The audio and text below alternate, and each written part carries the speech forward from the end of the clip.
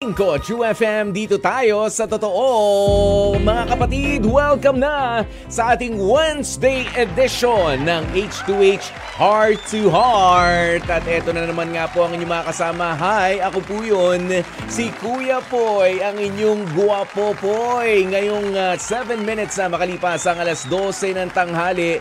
Aba, it's a Wednesday. Kumusta po ba ang kalagayan ng panahon sa inyong kinaroroonan? O malamang hindi umaaraw pero talaga naman o parang babagyuhin ka na naman ng trabaho. Pero di bale. Pero di bale, nasa kalagitnaan nga po tayo ng linggo ngayon, ano? Sa lahat ng mga papunta, mga namamanata sa Baklaran naman. Ayan, hello po sa inyo, no? At syempre, para sa mga nakapagdasal na, sama nyo naman po kami sa prayers dyan. Okay? Ayan, at syempre, nako dahil nga po Wednesday, meron ho tayong Pamigay Wednesday. Tama! Hindi ko na patatagalin pa, 250 pesos cash ang ating pamimigay. Okay? 250 pesos na cash ang ating pamimigay. Saan ba manggagaling iyan? Aba, marami nga pong mga paraan. Siyempre, hinihintay namin ang inyong Astig Advice para sa ating H2H Astig Confessions. At syempre, nandito rin para inyong pag-isipan ang ating Love Question of the Day. Paano mo nga ba malalaman kung rebound ka na lang sa isang relasyon? Aba, paano mo malalaman kung rebound ka lang sa relasyon?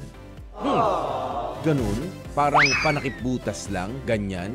O rebound? Naku po ha?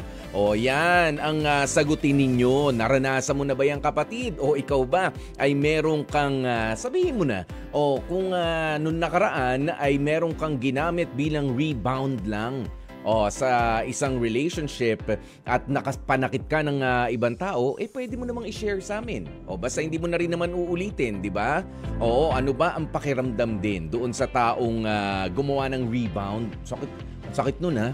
No, ginawa ka lang pambawi, ganyan. Pero ito ang masakit kapag ka ikaw ay hindi nag-comment, kapag ka hindi ka tumawag sa amin, kapag ka hindi ka nag-share ng ating live stream ngayon. Yan ang masakit dahil ang lahat po ng hindi mag-share, hindi magko-comment, hindi makatawag kahit na kahit na meron namang means para tumawag sa amin, hindi ho swerte. Hindi ko sinasabi mamalasin ha.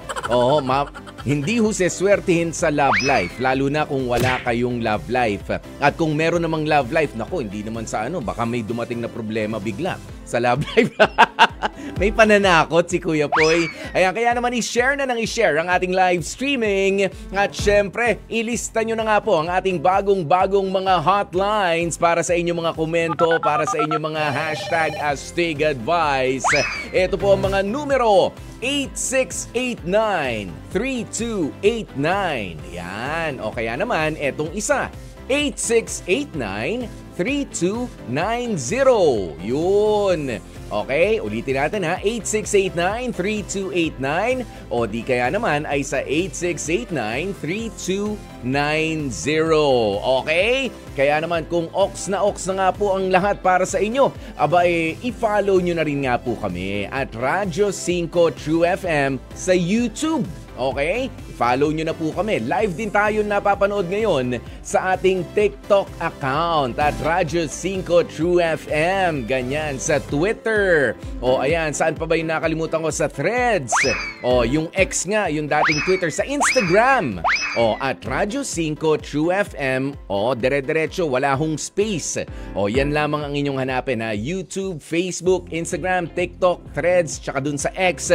Go mga kapatid ha. At syempre dahil nga ang oras natin 11 minutes na makalipas ang alas 12 naman ng tanghali, maganda na umpisa na po natin ang ating mga astig na pag-uusapan dahil heto na ang ating H2H Astig Confessions. Oras na naman mga kapatid para naman syempre palalimin natin hindi naman ho palalain ha.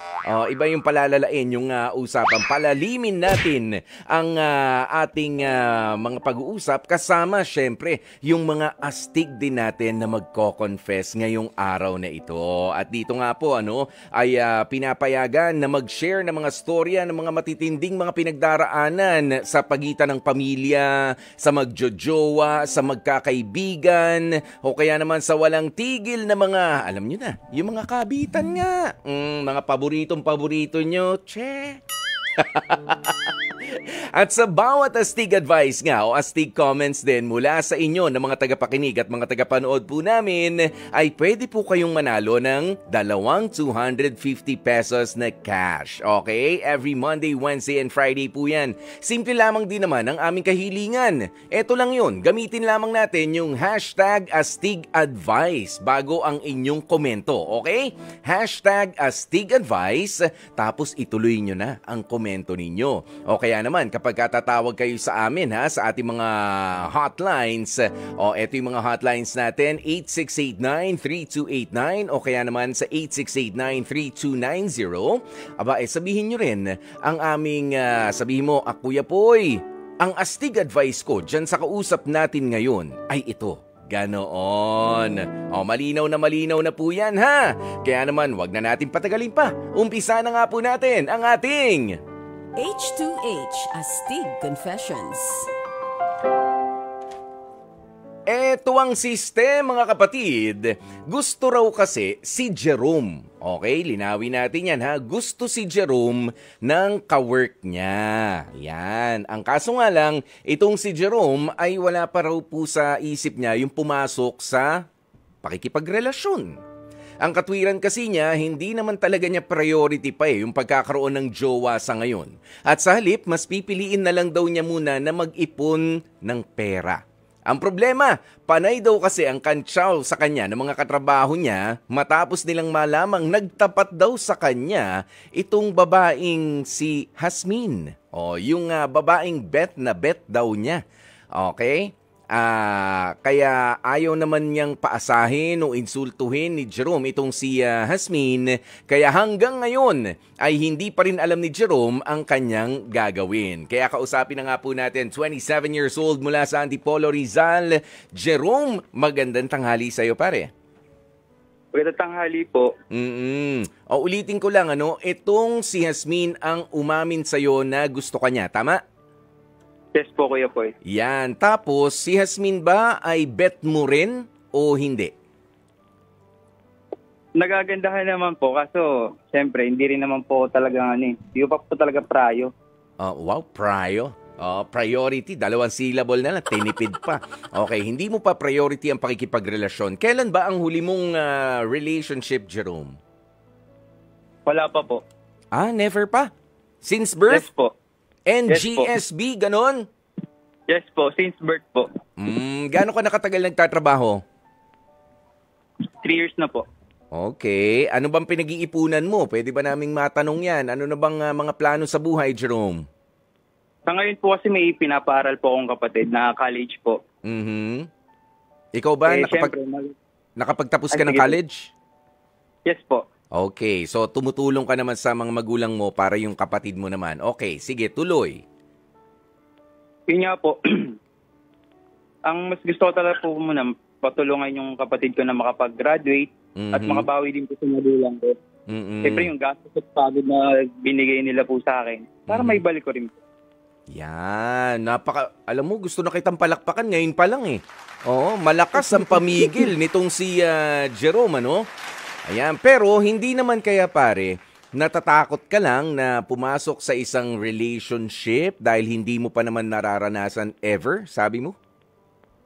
Yes po, possible po na baka masaktan po. Ganyan. Lalo sa mga kaibigan ko, naririnig ko yung mga gantong kwento. Parang natatakot na rin po kung mangyari sa akin. Yes, okay. Ayan, kasi syempre hindi naman lingid sa kaalaman ng mga nakikinig at nanonood na no girlfriend since birth nga po itong si Jerome, at syempre meron ding takot yan at inaamin niya naman sa natatakot. Baka madiskaril kasi Jerome yung mga plano mo.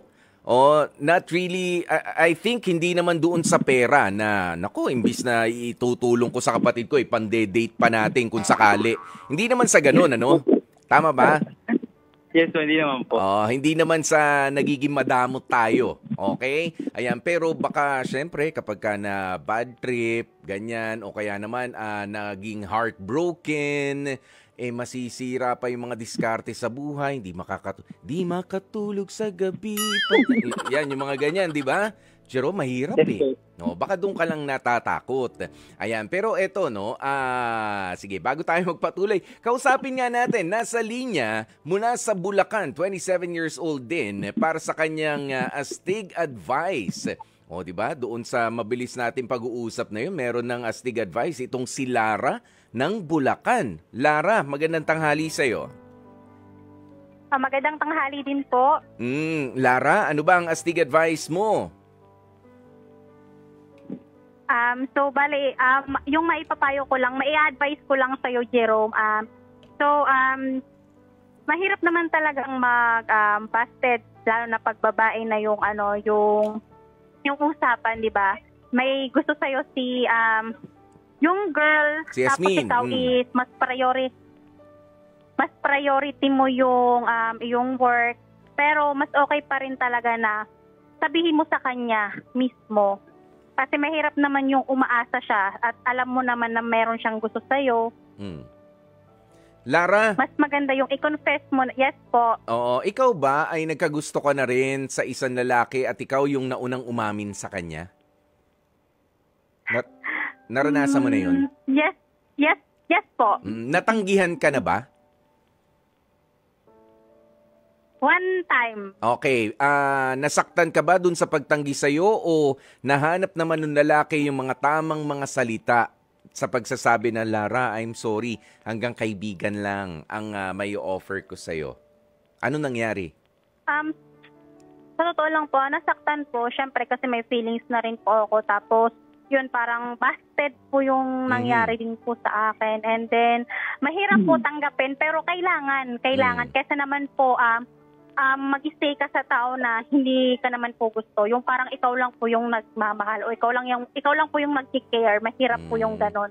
Yung wala pong balik. Okay. So, ano't ano man ang sabihin, kahit na mabulaklak ang dila nung magsasabi, ang pambabasted ay pambabasted pa rin. Tama, Lara? Di ba? Yes, Ang pagtanggi ay pagtanggi Yes, pa po. rin. Kahit direktang pagtanggi, Yes, wag lang po. rin masyado namang matatalim yung mga salita, ay tatanggi ka lang rin talaga. Busted pa rin ang ending. Oh, maraming salamat sa iyo, Lara, ha? Yes po. Ayan, inuubo na yata si Jerome. Jerome, inuubo ka. Oh, yan, Jerome. Kailan ba umamin itong si Hasmin ng pagtingin niya sa'yo ng matinding pagkagusto? Itong mga last 6 months po. Oh, matagal-tagal na, nangangalahating taon na. Tapos sabi mo nga, magkatrabaho kayo nitong si Yasmin. Ano ba yung mga ginagawa niya? Baka naman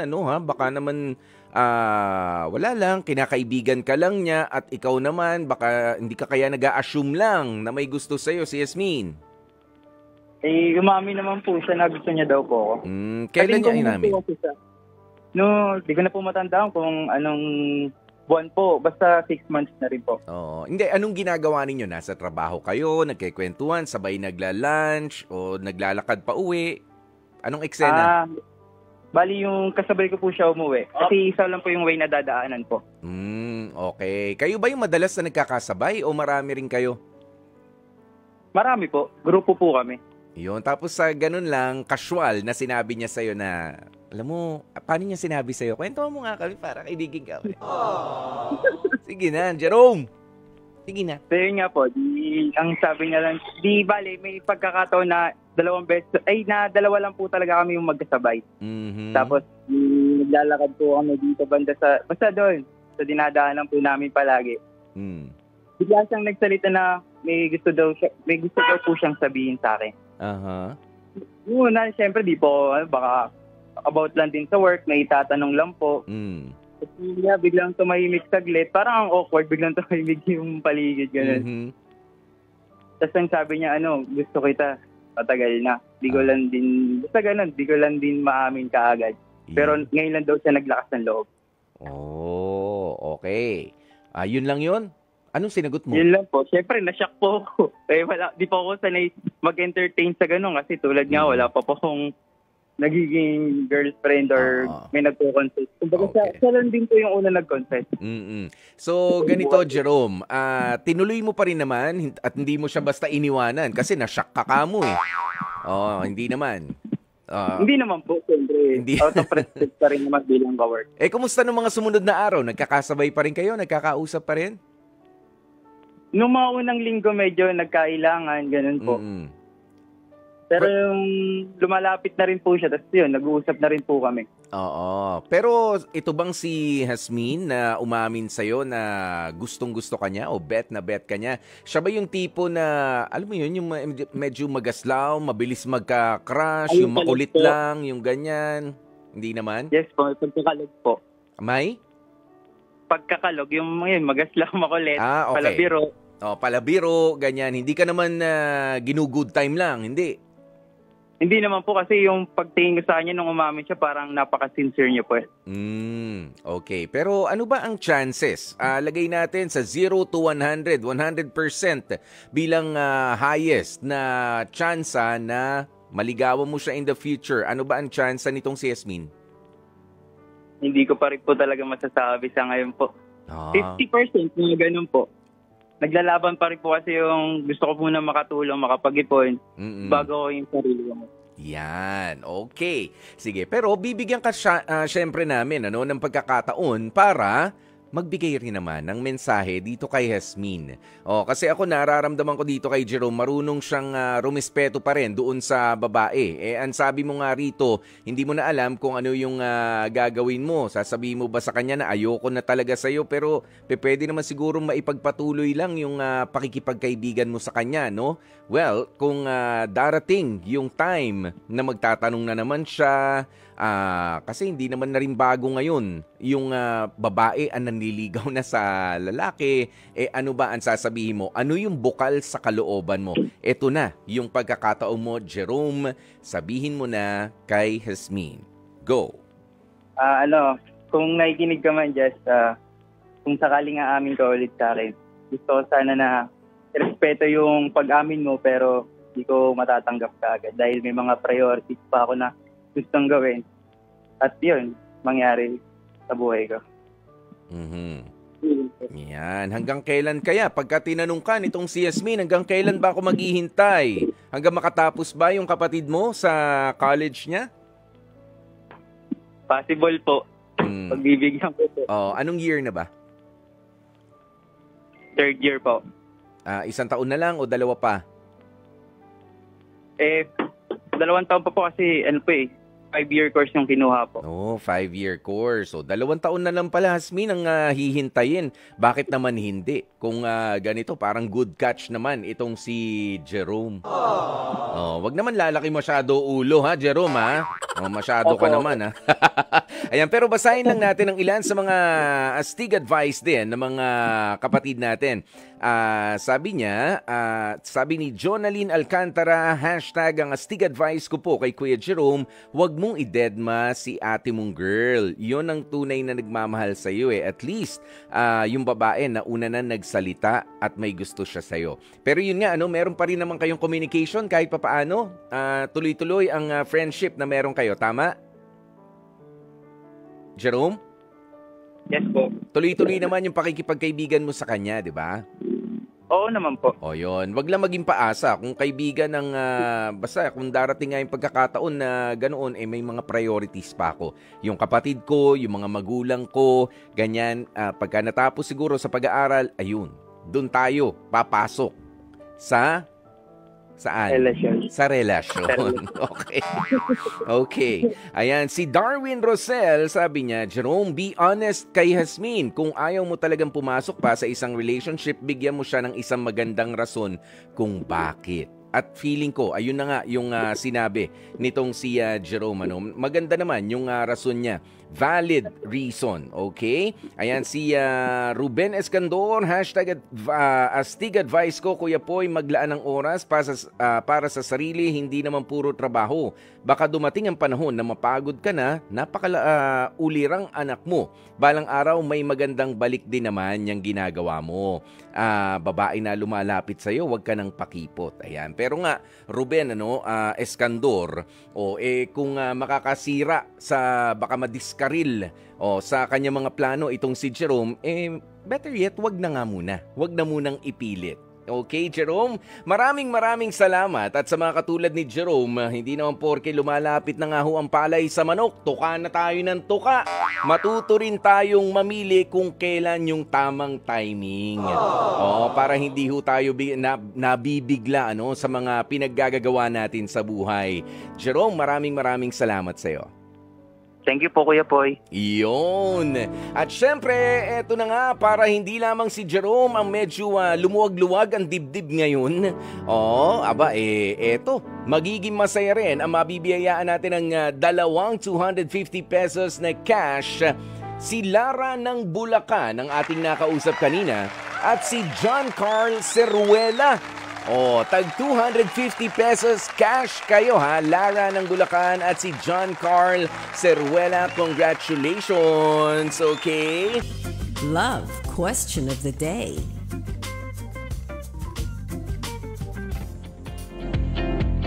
Kapatid, ang oras na natin, it's 12:38 at ito nga ang ating love question of the day. Paano mo nga ba malalaman kung rebound ka lang sa relationship? Ano ba yan? Sabi ni Carol Pineda, nako, yung madali ka na lang ipagpalit sa iba. Yun, talagang damang-dama mo na ikaw ay rebound lang. Sa bagay, no? Yung parang pinili ka para lang, out of convenience. Ayaw lang mabakante. Ay, may mga gumagawa ng ganyan, ha? Lika, magjowa tayo. Ayoko mabakante. Pero kapag ka nahanap niya na o nakipagbali ka na sa ex niya, bye. Ganon na, daling ipagpalit. Ayan, sabi naman ni Annalyn de los Reyes, kung hindi siya natapos i-compare ka sa past niya. Ay, nako. May mga tao nagkakagusto dahil nakita niya yung personality o character ng minahal niya sa isang tao. Or minsan, ibinibigay nila yung oras nila just to forget the past. Yung tipong kapag siya ang nagde-demand ng oras, kailangan mong ibigay right away. Pero kapag kailangan mo siya, parang kailangan mong magmakaawa at ipilit pa. And the worst part of it, lagi mong kalaban ang past na hindi mo naman alam kung papaano ka pa mananalo. Ayan, yung pagkukumpara-kumpara na yan. Isa pa hong indicator yan na ikaw ay rebound lang. Yung kapag kunyari, naging kayo na, di ba? Nitong bago. Pagkatapos sabihin, ay dati ganito yung ginagawa namin nung girlfriend ko, nung boyfriend ko ganyan. Kinukumpara ka, ay alam mo hindi siya ganyan ayaw niya nung ganyan pabango. Diba? Mararamdaman mo na rebound ka lang nun. Ay, wag kang ganyan magdamit kasi ayaw nung girlfriend ko yan eh. Yan, yung mga ganyan. Wala rebound ka. Grabe yung pagkukumpara. Diba? Ay, ganyan ka kumain? Ay, di siya ganyan kumain eh. Ang dungis mo palang kumain. Yan, yung mga ganyan. Ayan. At kumbaga, mararamdaman nyo naman kasi yan, mga kapatid. Kumbaga, kung walang lalim, kung walang lalim, hindi ka masyadong kinikilala nung nakarelasyon mo ngayon, mag-isip-isip ka na. Kumbaga napakababaw lamang ng mga pinag-uusapan ninyo. Na kahit na kinikilig nga kayo nung naging kayo, pero hanggang dun lang yun. Walang plano para sa future. Hindi gusto na makilala kung sino ang mga taong malalapit din sa'yo. Nako, yan ang mga mga red flag yan. Teka, mag-ingat ka, kapatid. Malalaman mo, rebound ka lang. Ayaw makilala, hindi interesado, nagkikwento ka na yung kaibigan mo si ganito, yung best friend mo ganyan. Okay. Sige. Yung ganyan, tapos iibay na lang yung usapan. Tara, kain na lang tayo. At yung iba pa, at ito yung medyo mas dapat maramdaman ninyo, na hindi siya, na kapag raw ang partner mo ay hindi nag-i-invest na mga moments na yung kayo lang, yung memorable para sa inyong dalawa other than yung intimate moments ninyo or yung sex. Ayan, sa loob ng kwarto. Kapag yun na lang rin ang hinahanap niya, mag-ingat ka. Hindi man lang kayo lumalabas para mag-unwind, para mag-usap, hindi na nagmamall, para magka-holding hands lang, malamang rebound ka lang yan. Oo, nandun lang lagi kayo sa kwarto. Oo, at wala na kayong inatupag kundi i-pleasure na lamang yung sarili ninyo. Malamang hindi pa yan nakaka-move on sa ex niya. Kaya mag-iingat ka, kapatid. Okay? Ayan, at syempre, yan na nga ang mga warning signs, ha? Mga kapatid, maraming salamat po sa isang oras na naman natin pinagsamahan ngayong Wednesday na ito. Kung nabitin kayo, pwede naman po nating ituloy yan mamayang gabi at 9:30 para sa Dr. Love Radio Show naman. At bukas ulit, alas 12 ng tanghali. Dito pa rin sa H2H Heart to Heart. Ayon. Okay, papaalam na nga po muna pansamantala. Ang inyong lingkod, ako po si Kuya Poy. Ang inyong guwapopoy, manatiling nakatutok dito lamang sa Radyo 5 True FM. Dito tayo sa totoo.